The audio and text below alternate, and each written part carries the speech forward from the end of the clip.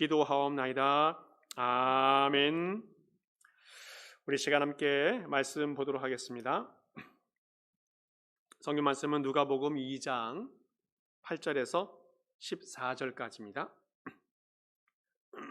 누가복음 2장 8절에서 14절까지 우리 말씀을 교독하면서 보겠습니다. 제가 먼저 8절 보겠습니다. 그 지역의 목자들이 밤에 밖에서 자기 양떼를 지키더니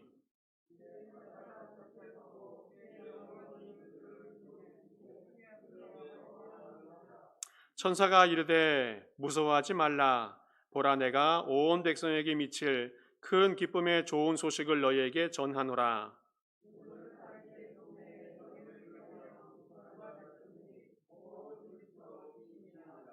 너희가 가서 강보에 쌓여 구유에 누워 있는 아기를 보리니 이것이 너희에게 표적이니라 하더니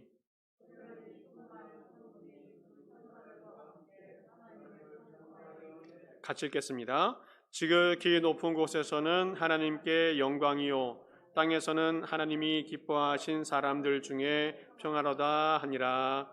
아멘. 계속해서 대강절을 보내고 있고 오늘 두 번째 주일 맞이합니다. 오늘은 주일의 이름을 평화의 주일 이렇게 이름을 붙여 놓았어요. 지난주에는 뭐였죠? 혹시 기억하십니까? 예. 지난주에는 한번 찾아보시면 좋겠습니다. 예. 오늘은 두 번째 주일 평화의 주일입니다. 평화. 하나님께서 베들레헴이라고 하는 이 작은 도시, 아주 초라한 도시에 아기 예수가 탄생하게 하셨는데 이 탄생을 통해서 겸손과 낮아짐을 보여주었어요. 뿐만 아니라 온 인류에 평화를 심어주는 그런 복된 사역이 진행이 되게 되어졌다는 겁니다. 우리 그림 한번 하나 볼까요?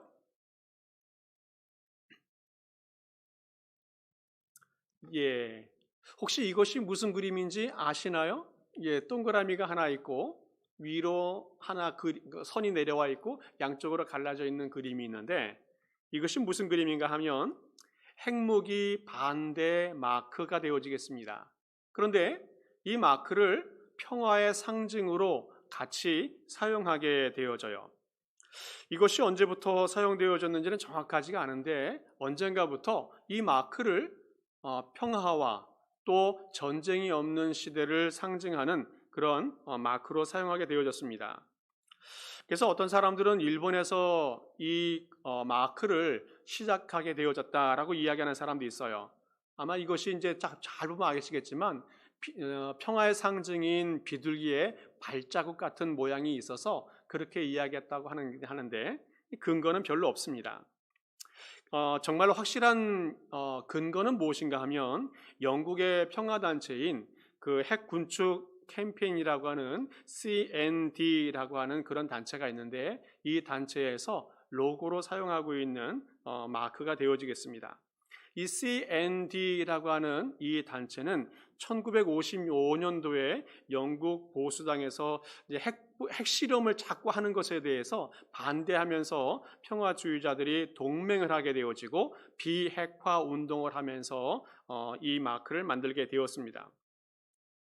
이 마크는 영국에 있는 그 디자이너인 그 제랄드 홀드라고 하는 사람이 만들게 되어졌는데 이 모양은 어떻게 만들어지게 되어졌는가 하면 군대에서는 말로 멀리 전달할 수 없기 때문에 이 깃발로 먼 사람에게 이제 수신호를 보내게 되어지는데 그 수신호를 기초로 해서 이 문양을 만들게 되어졌습니다. 우리 그 다음 그림 한번 볼까요? 예.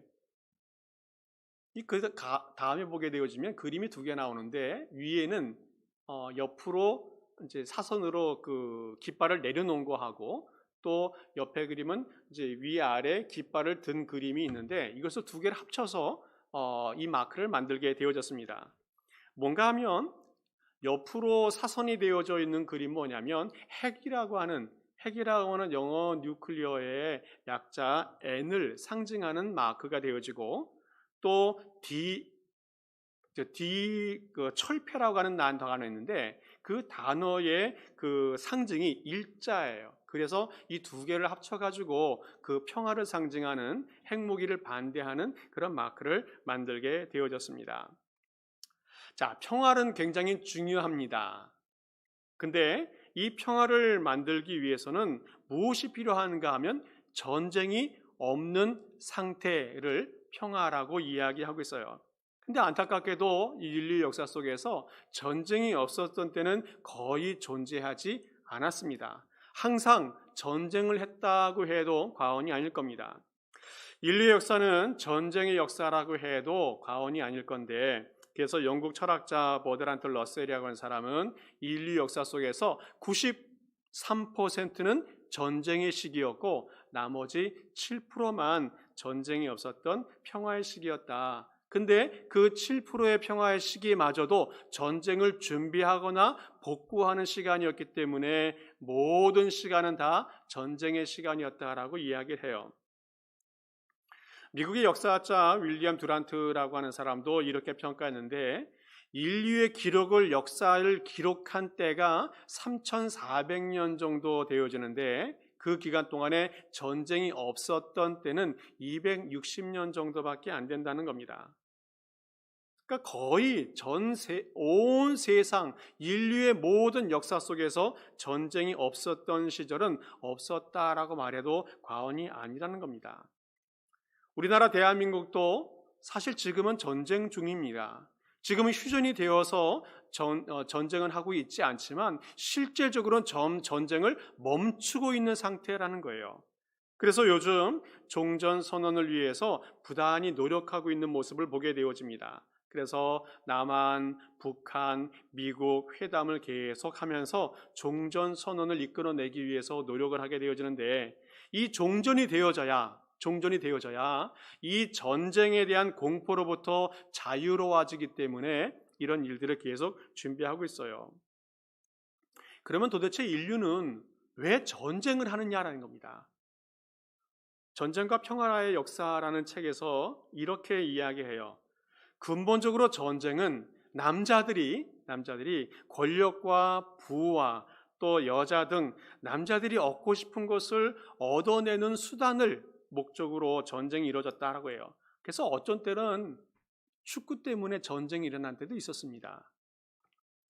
이 말은 반박하고 싶은 말도 있어요. 남자들 때문에 전쟁이 일어났다고 말하니까 반박하고 싶은 마음도 있었었는데 근데 사실 역사적으로 보면 모든 전쟁들은 남자들이 주도했던 것은 부인할 수 없는 사실이라는 겁니다. 인류 역사 속에서 전쟁이 많이 있었었는데 그러면 전쟁을 왜 했느냐?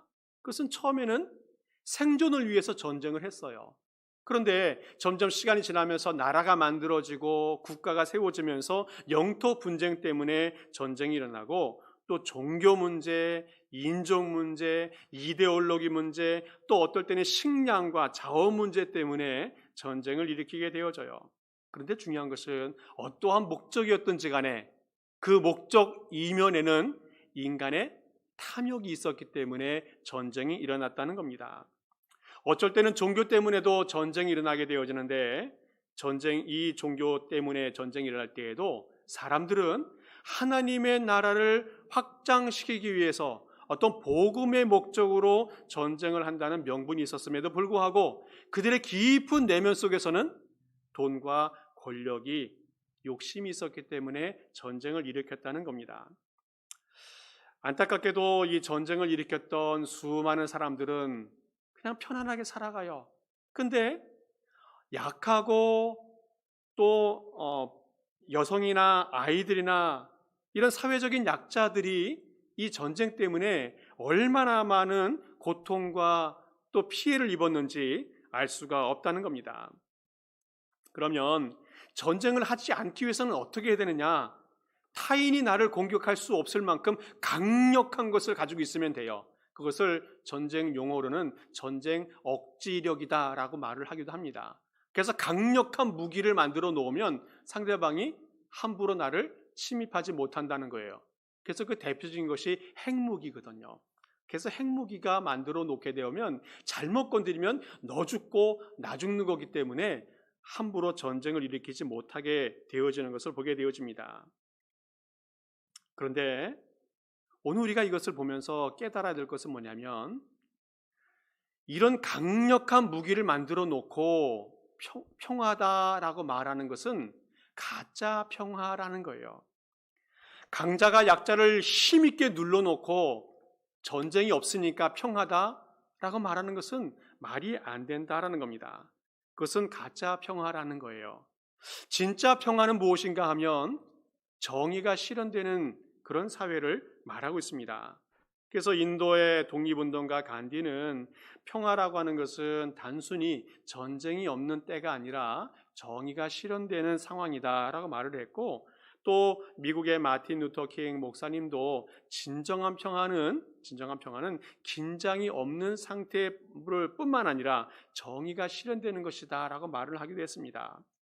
또 구약 성경에서도 샬롬이라고 말하는 것이 평화인데, 그것은 모든 사람의 전쟁이 종식이 되어지고 갈등이 다 해결되어지고 하나님의 평화와 하나님의 임재를 통해서 평안이 임하는 그것을 샬롬이라고 말해요.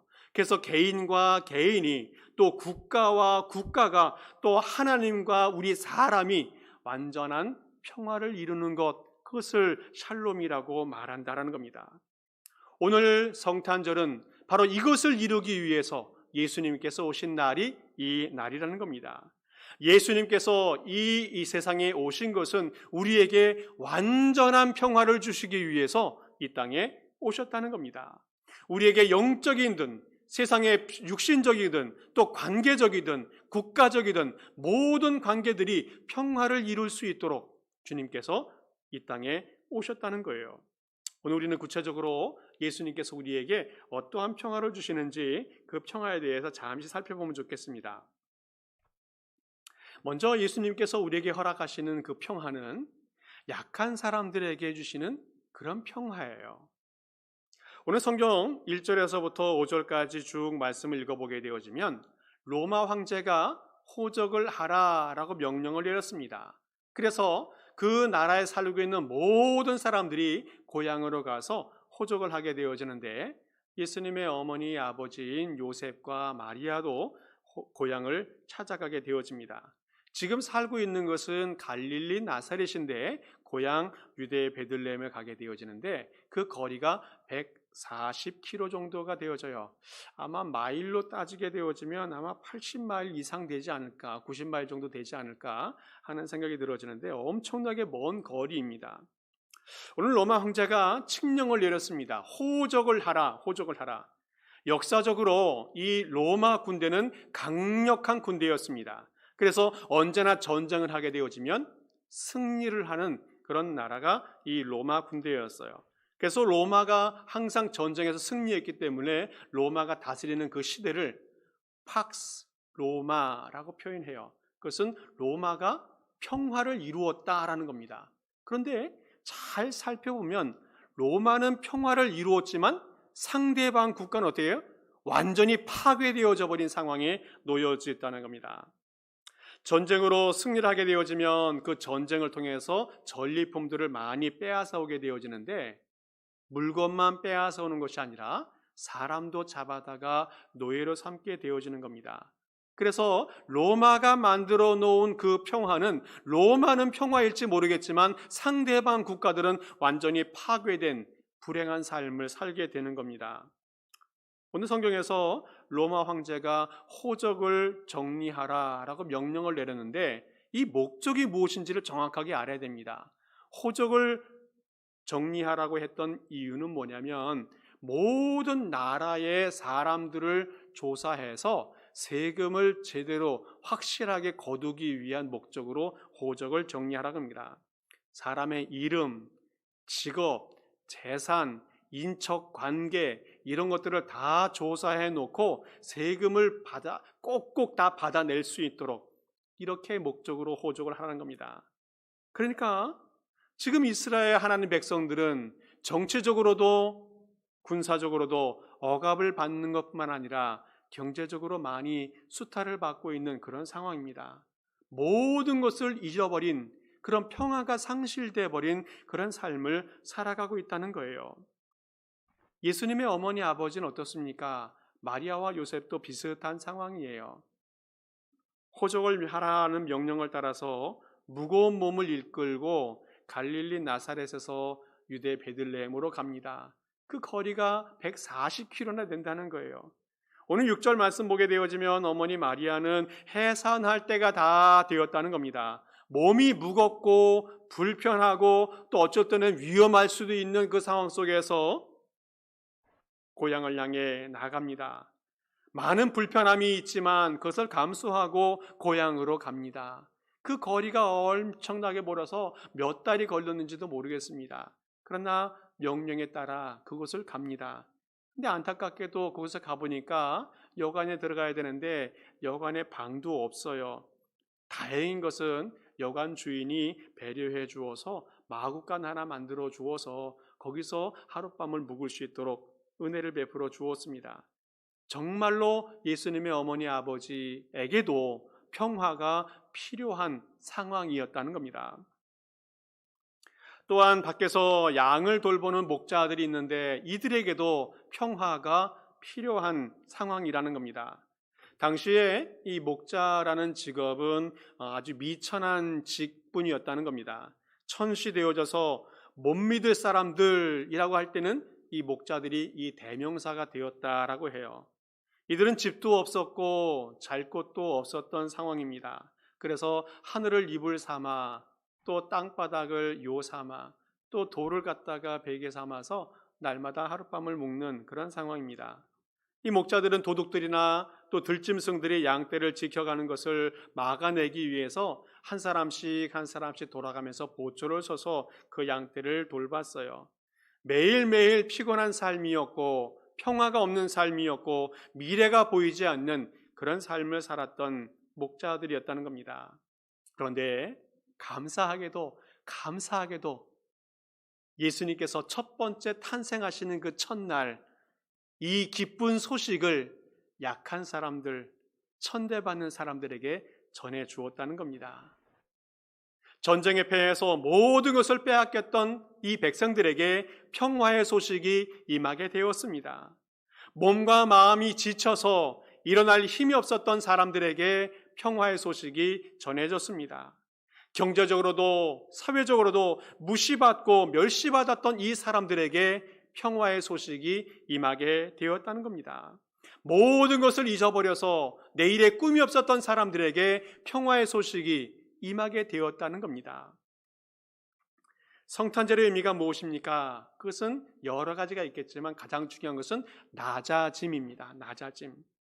예수님께서 낮아지셨습니다. 하늘의 보호자를 버리고 이 땅에 사람으로 탄생했습니다. 하늘의 모든 권세와 능력과 영광을 다 버리고 미천한 인간이 된 낮아짐, 바로 그것이 성탄절이라는 겁니다. 그래서 예수님께서 첫 번째 공생애를 시작할 때에 이런 말씀을 선포하십니다.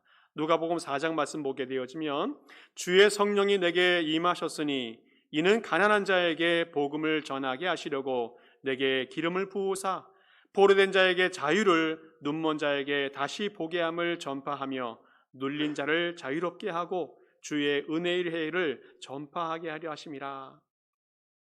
예수님은 이런 삶을 살았어요.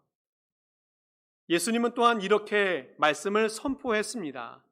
가난한 자를 위해서, 포로된 자를 위해서, 눈먼 자를 위해서, 무엇인가 하나님의 절대적인 은혜가 필요한 사람들을 위해서 예수님은 살아가셨어요. 그리고 평화를 선포해 주셨다는 겁니다. 예수님은 모든 고난과 권세를 버리고 이렇게 살아갔습니다. 그런데 예수님 마음 중심에는 분노나 불평이나 억울함 이런 것들이 없이 평화스러운 마음을 가지고 사역을 하시고 살아가셨다는 겁니다. 예수님은 모든 것을 다 내어주은 그런 삶을 살아가시고 모든 것을 포기하는 낮아짐의 삶을 살아가셨음에도 불구하고 예수님 마음속에는 평화와 행복과 은혜가 가득 찬 그런 삶을 살고 계셨다는 거예요. 죄로 멸망받을 또 구제불능이었던 우리 인간들을 찾아오신 것이 이 성탄절의 의미입니다. 약한 우리에게 찾아오셨다는 거예요. 예수님께서 이 땅에 오시지 않았다면 우리는 아무런 소망이 없는 그런 존재이었습니다. 영생에 대한 소망도 없게 되어지고 이 땅에서는 불행하게 살아갈 수밖에 없는 그런 존재들이었습니다. 하나님의 죄를 얼마나 미워하시는지 우리를 정말 다 불태워서 살라버려도 아무 대우할 수 없는 그런 존재들이 우리였었는데 예수님께서 우리를 찾아오시고 우리의 죄를 대신 지시고 십자가에 죽어주심으로 우리의 모든 문제를 해결해 주셨습니다. 그리고 우리에게 평화를 주셨어요. 진정한 평화를 주셨어요. 하나님과의 관계가 회복되게 하시고 하나님의 은혜 안에 머무는 영원한 평화를 우리에게 허락해 주셨다는 겁니다. 이번 성탄절을 통해서 우리가 어떠한 마음을 가져야 될까? 그래서 우리 스스로가 낮아지는 시간이 되어지면 좋겠습니다. 겸손의 시간이 되면 좋겠습니다.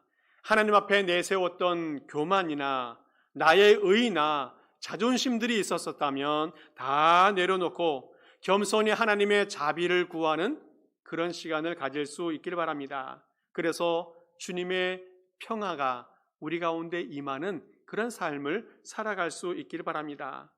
누구에게 혹시 마음을 아프게 한 적이 있었습니까? 용서를 구하고 겸손히 찾아가 용서를 구하는 마음이 있다면 이것이 바로 성탄절의 귀한 의미가 되어지고 그러면 그 후에 우리에게 평화가 임하게 되어진다는 겁니다.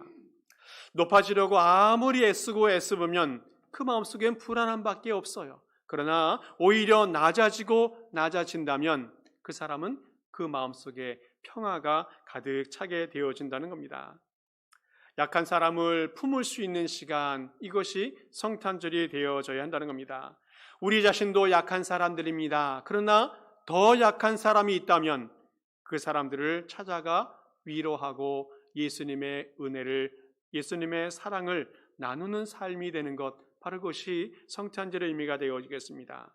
경제적으로 어려운 분들, 또 건강이 약해진 분들, 또 심리적으로 위축되어져 있는 분들, 또 사회적으로 소외되어져 버린 분들, 또 이민 생활 속에서 모든 것을 잊어버리고 정말 절망 속에 살아가는 분들, 이분들을 돌보는 것, 바로 그것이 성탄절의 의미가 되겠습니다. 말로 위로하고 물질로 위로하고 또 내가 할 수 있는 최선을 다해서 그들에게 살 길을 열어준다면 바로 그것이 성탄절의 귀한 의미가 될 수 있다는 겁니다. 아직도 이 땅에 소망이 있다라고 말할 수 있는 이유는 우리 주님께서 우리에게 평화를 주시기 때문이라는 겁니다. 우리 주님께서 은혜를 베풀어 주시고 이 땅에 평화를 내려주시기 때문에 이 땅에는 아직도 소망이 있다는 거예요. 특별히 예수님은 우리 약한 사람들에게, 어려운 사람들에게 진정한 평화를 심어주기 때문에 이 세상은 소망이 있다는 겁니다. 그러므로 우리도 예수님처럼 이 땅에 평화를 심기 위해서 어려운 이웃들을 찾아가 섬기고 나누고 베푸는 삶을 살아간다면 이 땅이 예수님으로 인해서 또 우리로 인해서 완전한 평화가 임하게 될 줄을 믿습니다. 이 평화 위에서 살아가는 주님의 모든 백성들에게 간절히 축복합니다. 또 하나 오늘 예수님께서 우리에게 허락하시는 이 성탄절의 평화의 의미는 천군 천사들이 평화를 선포하고 있다라는 겁니다. 이 땅에는 평화를 이루는 것이 그렇게 쉬운 일은 아닙니다. 어찌 보면 불가능에 가까울 만큼 어려움이 있습니다. 왜 그런가 하면 인간 마음속에 가지고 있는 근본적인 높아지려는 고망과 소유욕이 가지고 있는 이 욕심이 있기 때문에 이 땅에는 평화가 만들어지는 것이 쉽지 않습니다.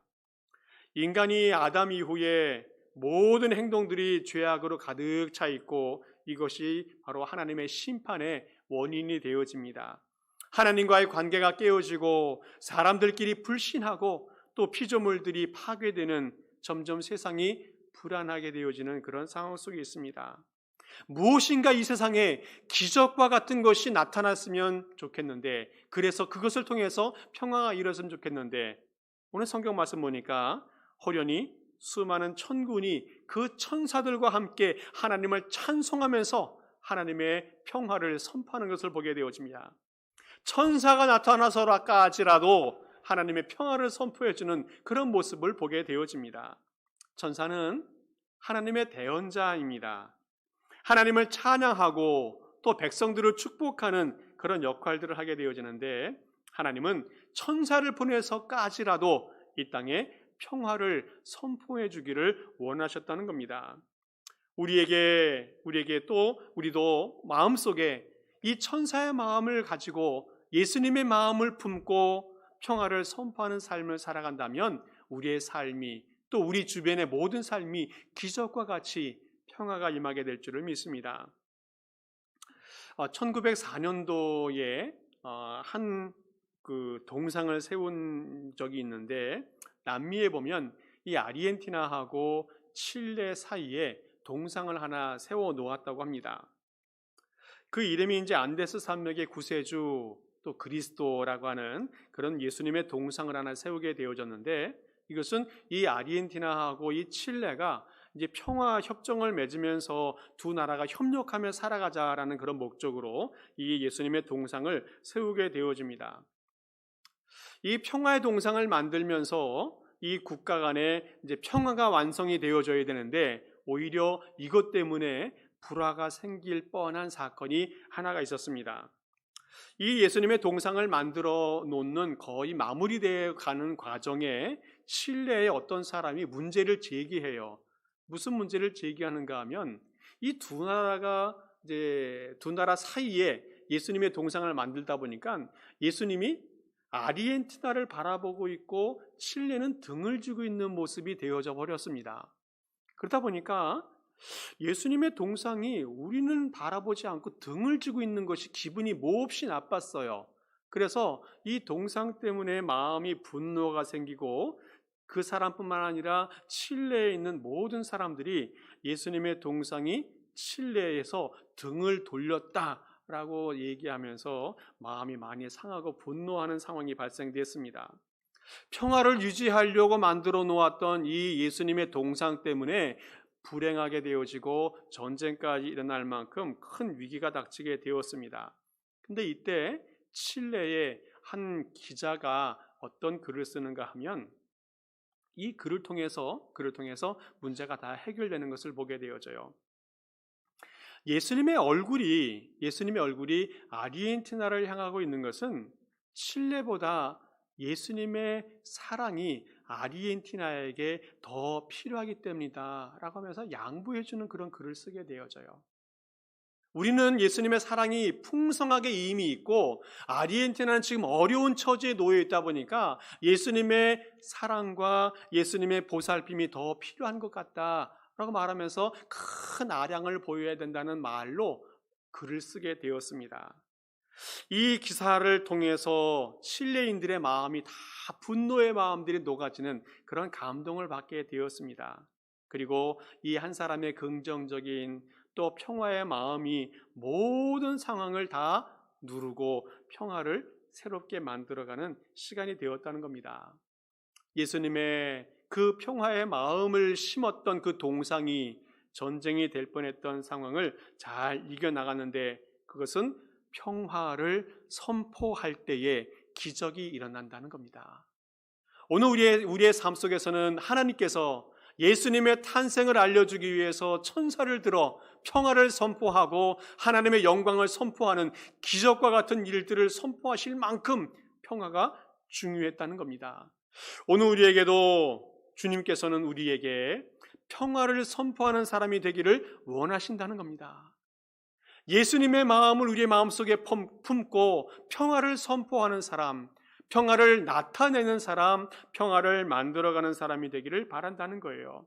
나의 힘은 부족하고 연약할지 모르겠지만 하나님께서 힘을 주셔서 천사를 들어서 나를 도와 평화를 만들어가는 사람이 되기를 원하신다는 겁니다. 우리 주님은 어두운 세상에 빛을 선포하고 또 절망과 좌절의 세상에 소망을 심어가고 평화를 선포함을 통해서 이 땅에 완전한 평화를 심어가기를 원하시는 것, 그것이 주님의 뜻이라는 겁니다. 이번 성탄절을 통해서 정말 우리의 심령 속에 평화가 가득 찰 수 있기를 바랍니다.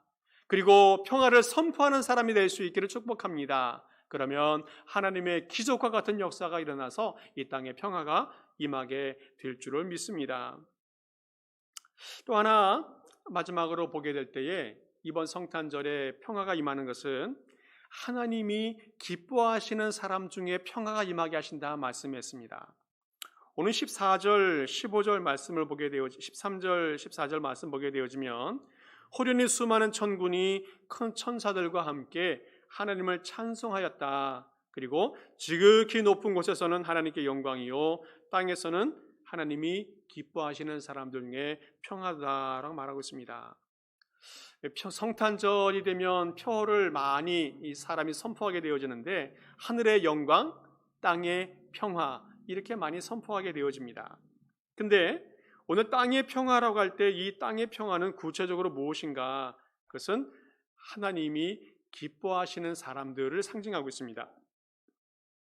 다시 말하면 예수 그리스도의 탄생을 기다리고 소망하는 사람들, 이들에게 평화가 임하게 되어진다는 겁니다.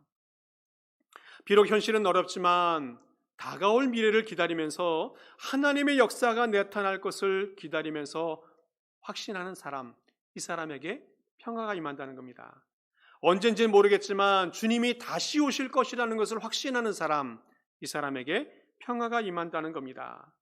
반대로 주님이 오시는 것을 거부하는 사람에게는 불안과 공포가 임하게 된다는 겁니다. 세상이 너무 좋아 세상의 것을 즐기고 세상의 것을 누리는 것에 완전히 빠져버린 사람, 이 사람들은 주님이 다시 오실 것에 대해서 거부하는 사람, 불안한 사람이 되어진다는 겁니다. 주님이 더디 오실지라도 주어진 현실 속에서 말씀을 붙들고 복음을 전하고 주님과 동행하며 살아간 사람, 이 사람이 평화의 사람이 될 수 있다라는 겁니다. 지난주에 세미나를 참석을 할 수 있는 기회가 있었었는데 거기 보면 이제 실버 선교와 또 선교적인 교회가 될 수 있는 그런 일들을 배우고 오는 시간이 되었었습니다. 실버 선교를 하는 분들이 있었었는데 은퇴하신 어르신들이 이제 자신들의 재능을 개발해서 선교를 위해서 헌신하는 그런 모임이 실버 선교 모임이 되겠습니다. 그래서 선교지에 직접 찾아가서 의료 선교를 한다든지 아니면 아이들을 가르치는 교육 사역을 한다든지 또 뭐 집을 지어주고 또 어떤 그 농사 지어주고 하면서 섬김의 사역들도 하기도 하고 또 요즘에는 밖에 나가기 어렵기 때문에 그 국내에서 난민들을 섬기는 그런 사역들을 하고 있는 것을 보게 되어져요. 그리고 이제 이 일을 위해서 먼저 실버 교육을 하게 되어지는데 아마 10주, 12주 하게 되는 것 같습니다. 근데 그때는 어르신들뿐만 아니라 40세가 된 사람들도 종종 참여하는 것을 본다고 해요. 의미 있는 것 같습니다. 이것이 왜 중요한가 하면 모든 사람은 결국 다 실버이고 또 실버가 될 사람이라는 거예요. 그래서 그것을 미리 준비하고 의미 있는 여생을 준비해야 된다는 그런 필요성 때문에 이 모임에 참여하게 된다는 겁니다. 우리 인생을 그냥 편안하게 살아가는 것도 중요한데 그러면 아무것도 남는 것이 없다는 거예요. 무엇인가 의미 있는 일을 찾고 그 일을 시행한다면 우리가 마지막 여생까지 행복해질 수 있고 또 그것이 평안이 임하는 삶이 될 수 있다는 겁니다. 천국 가는 그날까지 무엇인가 복음을 위해서 또 예수님께서 우리에게 주신 그 은혜를 보답하는 마음을 가지고 의미 있는 인생을 살아간다면 그 사람이 정말로 행복한 사람이고 평화가 임하는 사람이라는 것을 깨닫게 되었습니다. 그 선교 과정에 의료 선교를 하게 되는데 그 의료 선교를 할 때 의사들뿐만 아니라 이제 침술들을 좀 배우는 것 같아요. 그래서 이제 그 침술을 가서 이제 실행을 하게 되어지는데 이 선교지는 너무 열악하기 때문에 아픈 환자들이 많이 있어서 의료 선교가 좀 많이 필요한 것 같습니다. 그래서 침술 교육을 열심히 훈련하고 또 연습도 하고 하는데 막상 이 현장에 가면 이 침을 놓기가 너무 두렵대요. 망설여지고 막 머뭇머뭇거리게 된답니다. 왜 그런가 하면 이 침수를 해도 이 사람이 안 나면 어떡하지? 걱정이 되는 거예요. 내가 무엇인가 행위를 했는데 반응이 없으면 어떡하지? 하는 걱정이 많이 있다는 겁니다.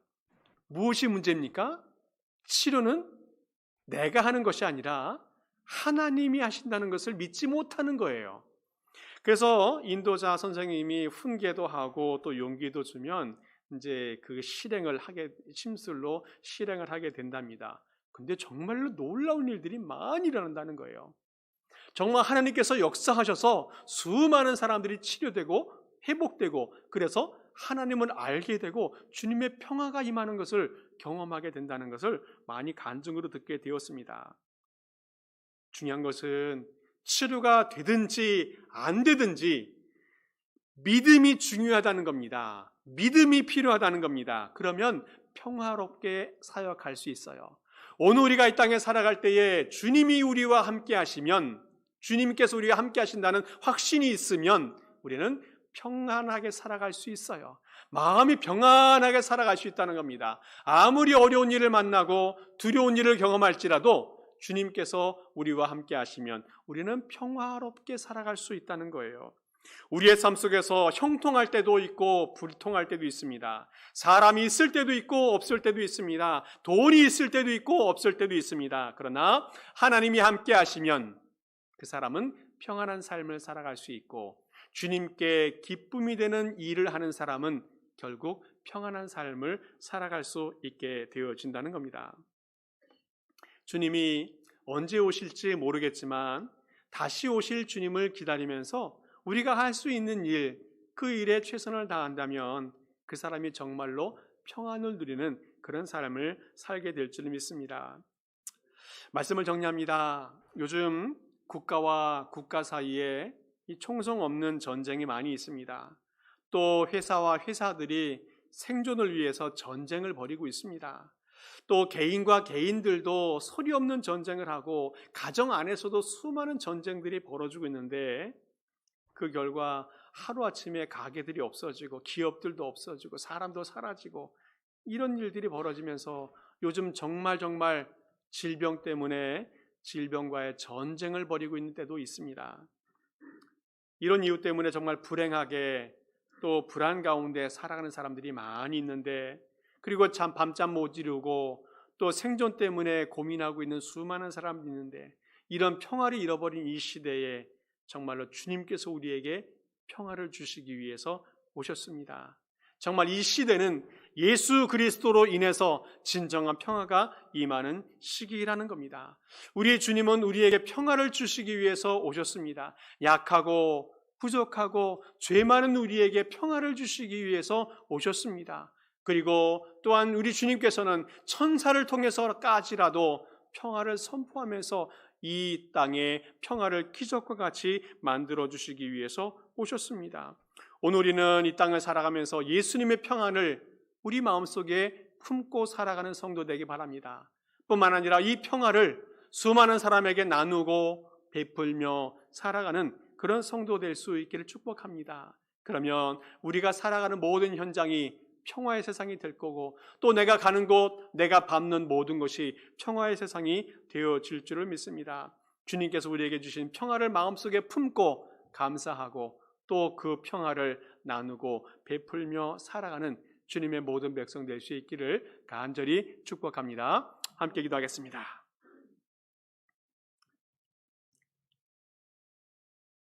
아버지 하나님 감사드립니다. 예수님께서 이 땅에 평화를 주심을 감사를 드립니다. 우리는 먹고 사는 문제 때문에 불안하고 또 질병 때문에 불안하고 또 사람 때문에 불평하며 살아왔습니다. 이 모든 문제는 우리의 죄성 때문에 비롯된 것임을 깨닫고 회개하게 하여 주시옵소서. 이제는 주님이 주시는 평안을 누리게 하시고 이제는 담대한 믿음 가지고 살아가게 하여 주옵소서. 그리고 이제는 우리 자신을 뛰어넘어 주님의 평화가 가득 찬 삶을 살게 하여 주옵소서.